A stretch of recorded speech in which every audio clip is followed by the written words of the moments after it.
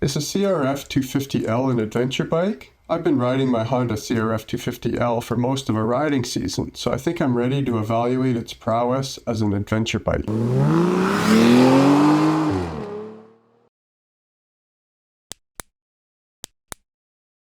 I bought the bike to ride off-road, and it's been wonderful for that, with one exception, and I'll get to that. But for me, because I don't own a truck or a trailer, the bike has to be able to ride to the places I want to go. So it's got to be street legal and highway capable. I ended up taking the bike on a long trip through BC's Chilcotin Plateau during this summer, where I found some more shortcomings. So stay tuned for that evaluation. Let's start by defining what an adventure bike is. My motto for this channel is that every ride is an adventure. So every bike is an adventure bike. Nonetheless, your bike will limit where you can go and what you can do. So for this video, I'm talking about a bike capable of carrying sufficient camping gear for multi-day trips. If you stay at motels and eat at restaurants, you can get away with a lot less gear.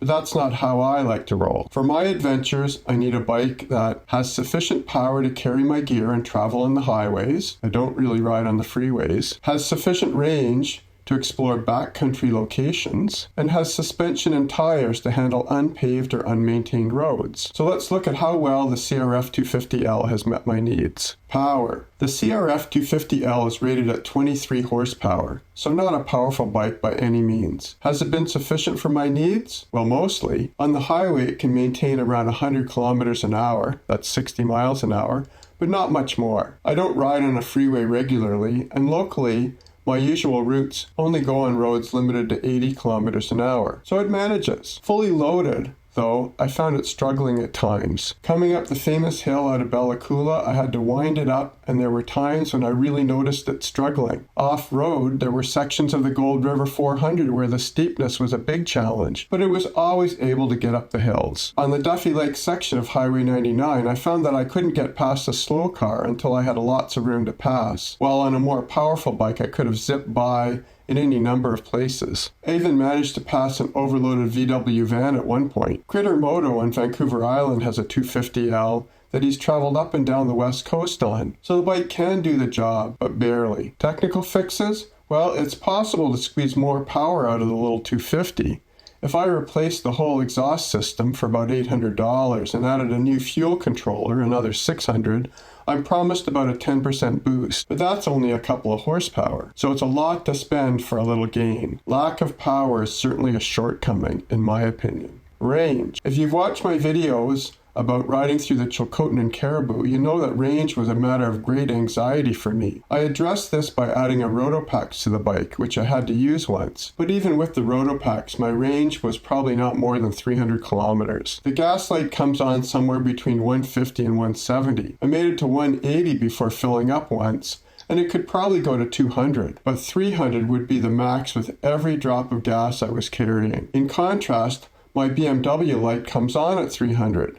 Which was about the same as my Africa Twin. Some extra gas would probably give those bikes a range close to 400. On the roadbook rally, I had to stop and refuel once, which cost me time. A better strategy would have been to add gas during a liaison section when I wasn't being timed, but if you watch one of those videos, you'll know that I wasn't really riding to compete. Also, I was close enough to the finish that I probably could have made it without refueling. I used to carry 2 containers just under 1 liter on the Africa Twin, and I only needed to add those once on a trip. Of course, I could put a bigger tank on the 250L. The Achirbis tank is 3.1 gallons for $375, so that's a 50% increase, which would make the range up to 225 before the warning light comes on, and probably close to 300 before dry. Add a Rotopax, and you're coming close to 400. So I think range can be addressed reasonably cheaply, but all you can do is push this little bike up to where many adventure bikes start.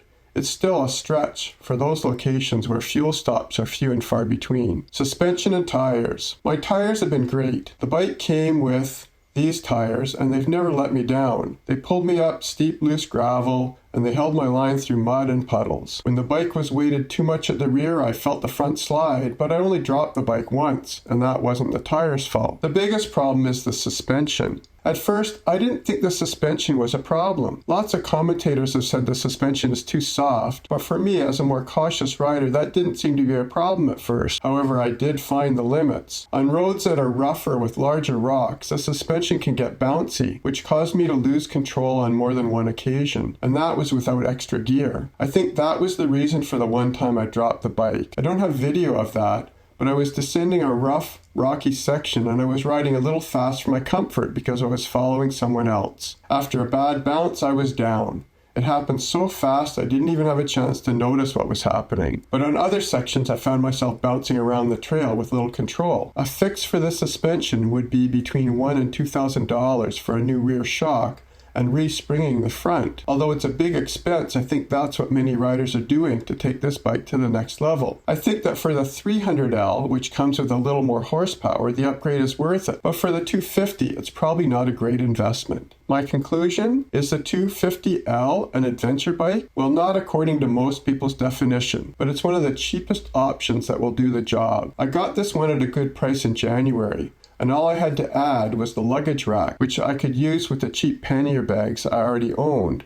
And then I could add the rotopacks. A bigger bike would have cost at least a couple of $1,000s more and would have been a few years older. Does it suit my needs? I'm really not sure. I'm currently evaluating options to continue doing what I love, motorcycle camping. I've got my BMW to do long distance on, but for more remote adventures, you'll have to subscribe to see what I'm riding into the future. See you in the next video.